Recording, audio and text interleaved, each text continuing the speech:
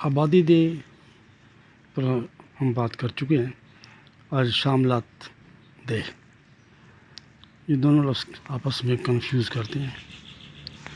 تو دیکھتے ہیں کہ شاملات دے کیا ہے اور آبادی دے سے کس طرح ڈفرینٹ ہے. آبادی دے اور شاملات دے کا فرق جاننے کے لیے شاملات دے میں کامن اونرشپ ہوتی ہے جو اس ولیج یا ٹاؤن میں رہتے ہیں. کس چیز کے لیے استعمال ہوتا ہے؟ یہ گریز لینڈ ہے، چراگاہیں، قبرستان، واٹر ریزروائر اور پبلک پرپسز کے لیے، لیکن subject to conventions, revenue laws اور گورنمنٹ کی پالیسیز کی، وہ پھر بھی اس پر حاوی رہیں گی. کوئی بھی انڈیویجول یا فیملی اونرشپ نہیں ہوتی. نو انڈیویجول اور family ownership. Common ownership of the villagers. کون سے ولیجر؟ جس کا اس ولیج کے کھاتا کھیوٹ میں جس میں یہ شاملات دے ہے اس میں کوئی اونرشپ یا اونڈ لینڈ ہو، ملکیہ رقبہ ہو. MLR 64 میں اعلیٰ اور ادنیٰ ملکیت کا تصور ختم کر دیا گیا. اس میں کوئی بھی شخص کوئی اونرشپ پوزیشن کی بنیاد پر کلیم نہیں کر سکتا.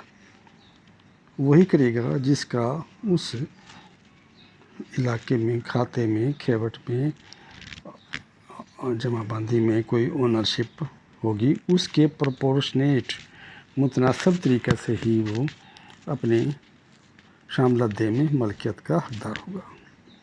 پارٹیشن کیسے ہوگی؟ اس کی پارٹیشن جو اس کا متناسب ملکیتی رقبہ ہوگا. Proportionate title in the khewat and khata concerned.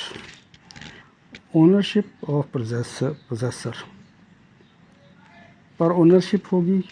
میں پہلے بھی عرض کر چکا ہوں، اونرشپ کے بغیر نہیں. اس میں جو رائٹ ہے وہ based on entitlement of a person in ملکیتی کھاتا. یہ بار بار میں اس لیے کہہ رہا ہوں کہ یہ اس کی بیس ہے شاملات دے کی. اس میں کوئی بھی پوزیسر اونرشپ حاصل نہیں کر سکتا، نہ اونر تصور ہوتا ہے. اگر کسی شخص کا کوئی رائٹ ملکیت نہیں ہے اس کھاتا میں تو no right in shamilat deh at all. No title is in shamilat deh. No right in no title in the deh. دے کا مطلب village. No right in shamilat deh. 2025 SCMR 174 1991 MLD 99 یہ سپریم کورٹ کے فیصلے ہیں. ان میں واضح کر دی گئی ہیں